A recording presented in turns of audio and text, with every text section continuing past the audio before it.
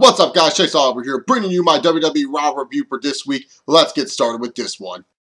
So Raw kicked off with the usual bunch, but not just Triple H and Stephanie. No. They weren't alone because we got the return of Vincent Kennedy McMahon. And normally I would be excited for this. I'd be like, yes, Vince is back. But this is not the Vince I grew up knowing. This is not the Vince I know and love. This is the Vince, a shell of his former self. And pretty much Vince just comes out there, whores out the network like Hulk Hogan does, and he adds a dumb stipulation to the Team Cena versus Team Authority match, where if Team Cena wins, the Authority is over. Why do I care? I don't care about the powers that may be in the WWE. Who cares who are the GMs nowadays in the WWE? This is a weak-ass stipulation.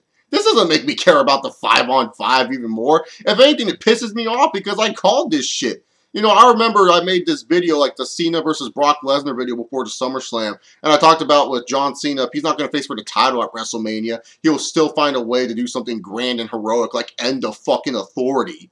And that's what he's going to do at Survivor Series. He's going to end the Authority. LOL, Cena's the great hero. He stopped this evil force in the Authority. Why do I even care that they added this stipulation to this match? God, if anything, just telegraphs who the fuck is going to win. Doesn't get me excited that the network is free this month. And by the way, it's only free, I believe, for the people who sign up for it. So for people like me and everyone else who bought the network since day one, we still have to pay the $9.99 for it.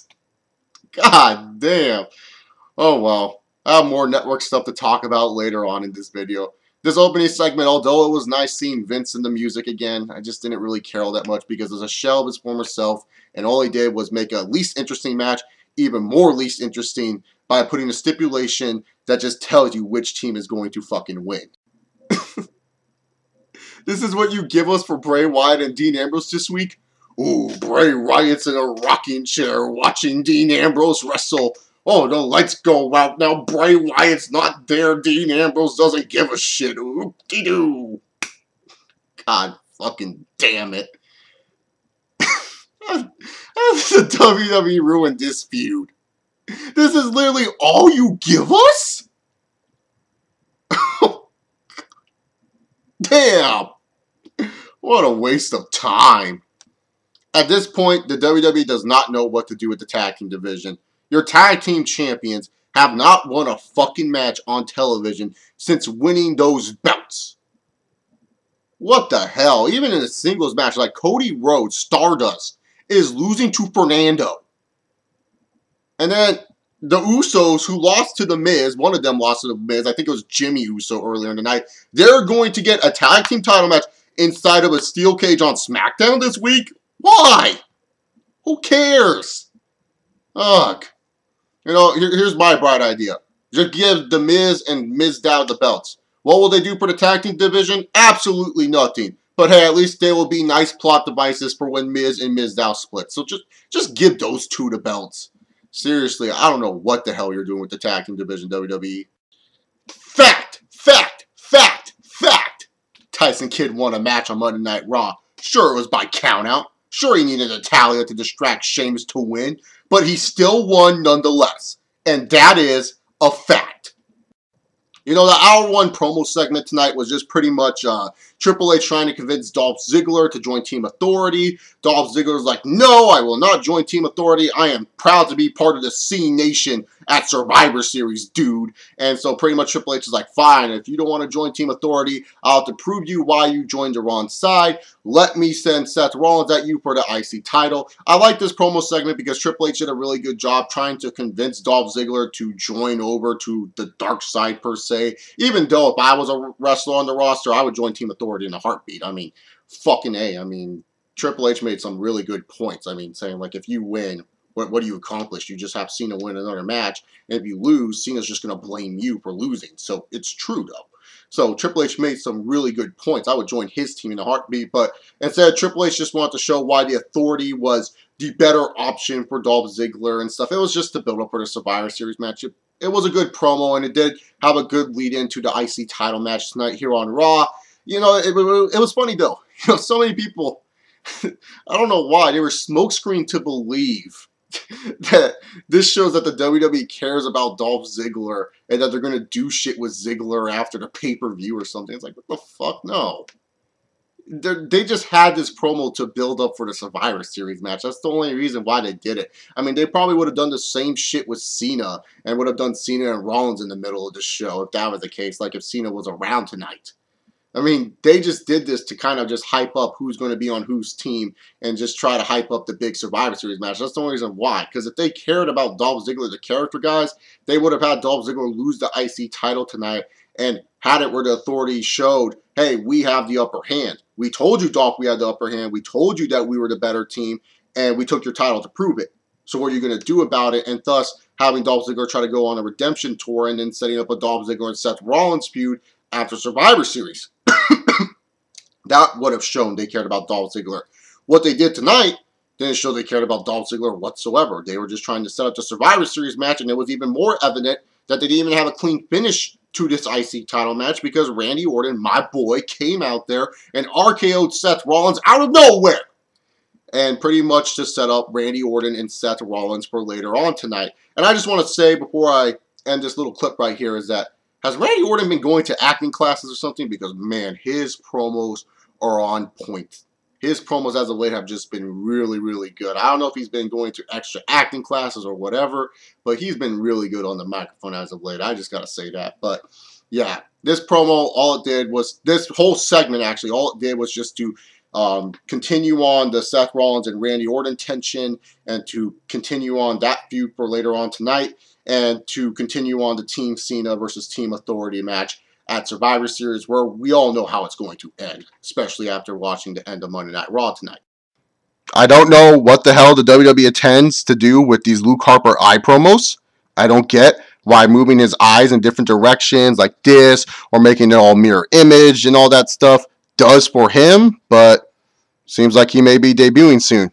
But I don't know why they're focusing on his eyes. Can someone tell me what does Luke Harper's eyes have to do with this character? Thank you. I'm so happy Ryback's a babyface again, and I'm so happy that in his babyface return, he's probably going to main event Survivor Series, being a member of Team Cena. Feed me more, WWE. Feed me more. Did anyone care about Big Show and Mark Henry tonight? Anyone? Because if you did, I feel sorry for you. I really did not care that these two were feuding, and I do not care about the possibility of these two being on Team Cena or Team Authority. Just being honest here. I'm sorry. I had to film this 4 different times. I was laughing so hard when I fucking saw it. So the WWE decides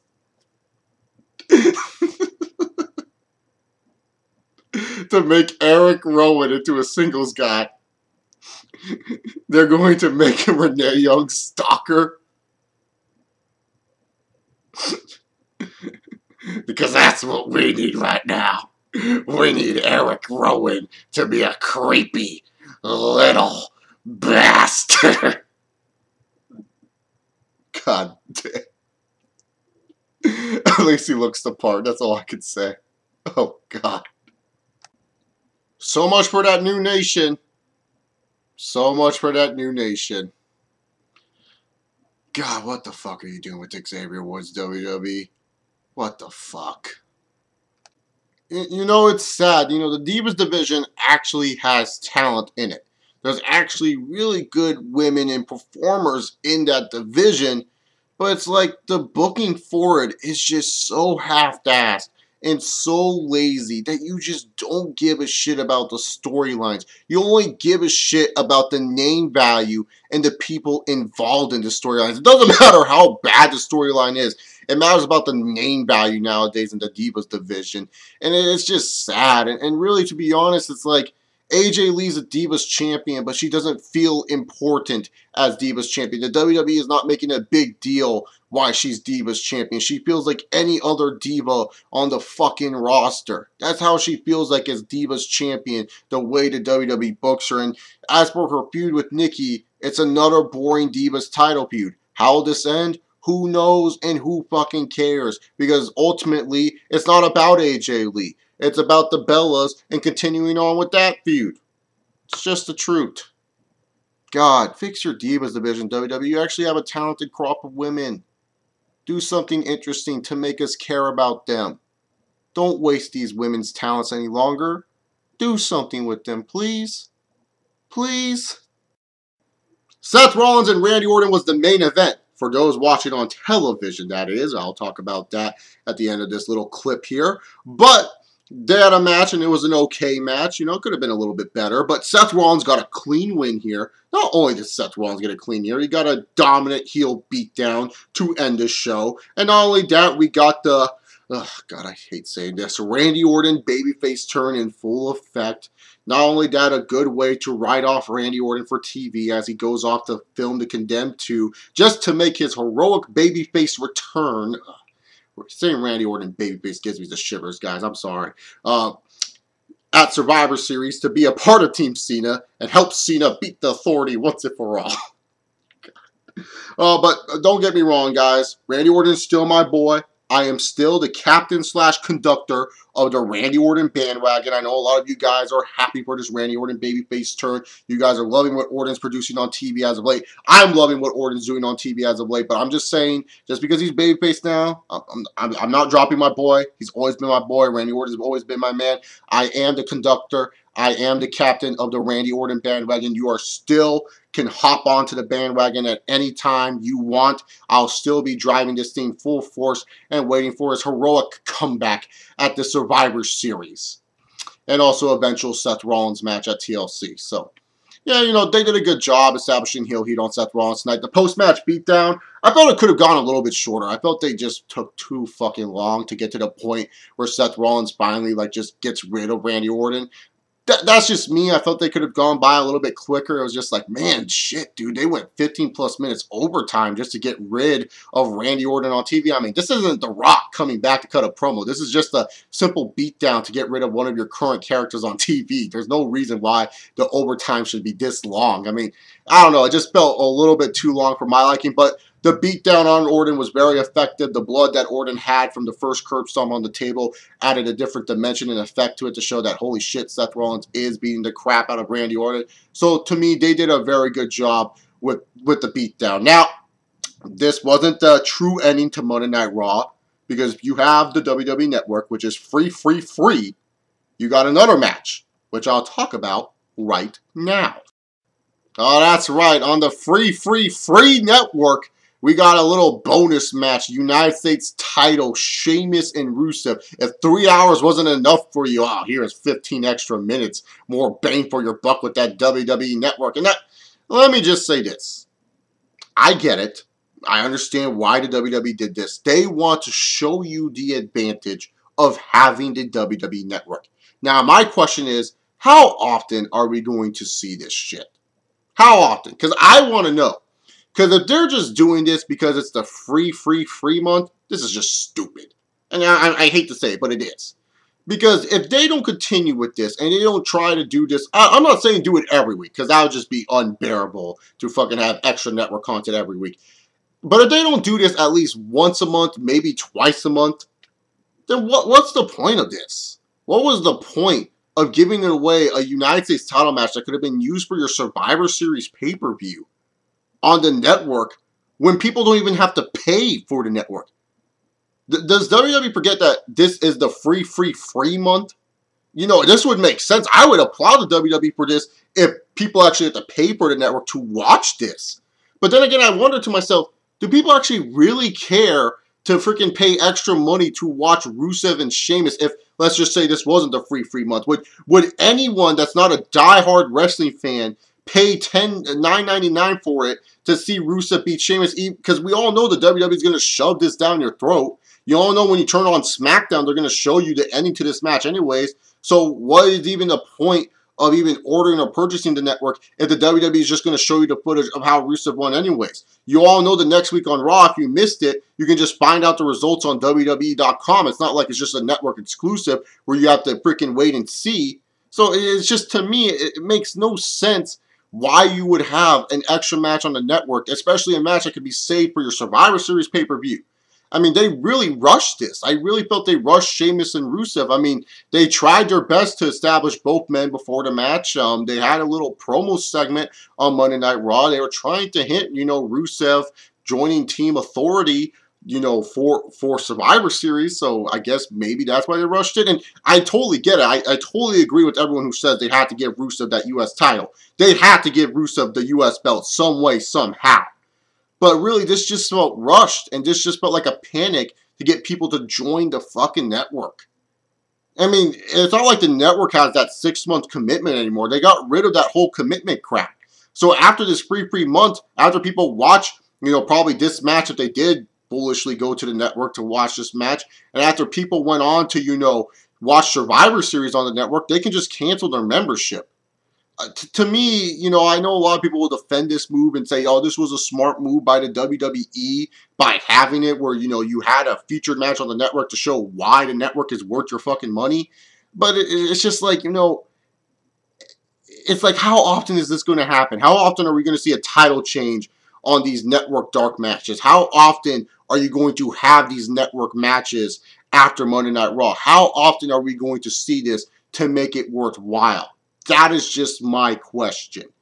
So, really, to be honest, I am fine with Rusev winning. Don't think I'm bashing Rusev winning the U.S. title. I agree. He needed to win the U.S. belt. It made sense for Rusev winning the U.S. belt in this situation. It made sense for Sheamus to drop the belt to Rusev in this situation. I am fine with all of that. What I'm not fine with is how the WWE executed this, because, fuck, man, it's hard enough to sit through this show for 3 hours. Now you're telling me I have to go watch 15 extra minutes on the damn network? I don't think that's a smart move. That's just my opinion. I don't know. What did you guys think about the WWE Network dark match that we got after Monday Night Raw? Comment down your thoughts on it. Overall, Raw this week, besides building up towards the main event of Survivor Series, the rest of the show is just bleh. I don't care about the tag team scene. I don't care about the Diva scene. I don't care about the mid-card scene. I just really don't care. The WWE, literally, what they've been doing with Raw in the past 2 weeks is just kind of like, okay, the main event stuff, that's the good stuff. That's the stuff you should care about. They've done a good job booking for the main event as of late. I will say that. But the rest of the stuff is just like, I don't care, fast forward, I don't want to watch this garbage. That's just me. That's just me how I feel about Monday Night Raw as of late. This episode was no exception. It was just another one of those episodes where it's just like, okay, yeah, here's a bunch of other random stuff. But the main event stuff, you should care about that because we are going to put 100% effort into booking this. The other stuff, it's skippable. You can just watch little clips on the WWE YouTube. That's just how I felt about it. But what did you guys feel about Monday Night Raw this week? Did you like this episode? Did you not like this episode? Leave your comments down below. If you guys like me, follow me on Twitter at ChaseOver68. Also, subscribe to this channel and give this video a big old thumbs up. I'll see you all later. Hope you guys enjoy your day. Peace.